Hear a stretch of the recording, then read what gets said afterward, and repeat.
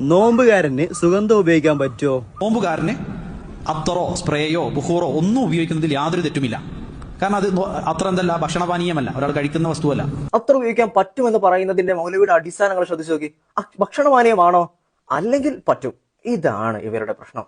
ഇത് ഏത് സിലബസിൽ നിന്നാണോ ഇവരൊക്കെ പഠിച്ചു വരുന്നത്? അള്ളാഹു ആലം. എന്നിട്ട് ആളുകളുടെ അമലുകൾ മുടക്കാണ്, ആളുകളുടെ അമല് ഫസാദാക്കാണ് ഇവരൊക്കെ ചെയ്തുകൊണ്ടിരിക്കുന്നത്.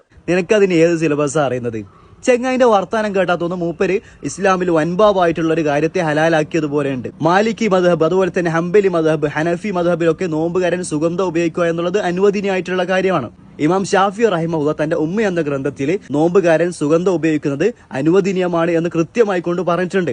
എന്നാൽ ഷാഫി മദ്ഹബിലെ ചില പണ്ഡിതന്മാർ ഈ തലച്ചോറിലേക്ക് അടിച്ചു കയറുന്ന മണമാണെങ്കിൽ അത് ഒഴിവാക്കണം എന്ന് പറഞ്ഞിട്ടുണ്ട്. അത് ഹറാമാണ് എന്നൊന്നല്ല പറഞ്ഞിട്ടുള്ളത്, അത് കറാഹത്താണെന്ന് ചില പണ്ഡിതന്മാർ പറഞ്ഞിട്ടുണ്ട് എന്ന് മാത്രമാണുള്ളത്. ഒരു ഒരക്കെ അറിയാതെ ഇവിടെ വന്നിങ്ങനെ കൊരക്കാണ്. ഇച്ചെങ്ങായിക്ക് ഷാഫി ഇമാം ഇങ്ങനെ പറഞ്ഞിട്ടുണ്ട് എന്നോ, ഹനഫി മദ്ഹബിലും ഹംബലി മദ്ഹബിലും മാലിക്കി മദ്ഹബിലും ഒക്കെ എങ്ങനെയുള്ള അഭിപ്രായം ഉണ്ടെന്നോ ഒരു ഒരക്കെ അറിയില്ല. എന്നിട്ട് ഇവിടെ വന്ന് ഇങ്ങനെ കൊരക്കാണ്. അതുകൊണ്ട് മോനോസ്, ഒരു വിഷയത്തെ പറ്റി സംസാരിക്കുമ്പോൾ ആ വിഷയത്തിൽ പണ്ഡിതന്മാർക്കിടയിലുള്ള അഭിപ്രായ വ്യത്യാസങ്ങൾ എന്തൊക്കെയാണ് എന്നുള്ളതൊക്കെ ആദ്യം ഒന്ന് പഠിച്ചു വരിക.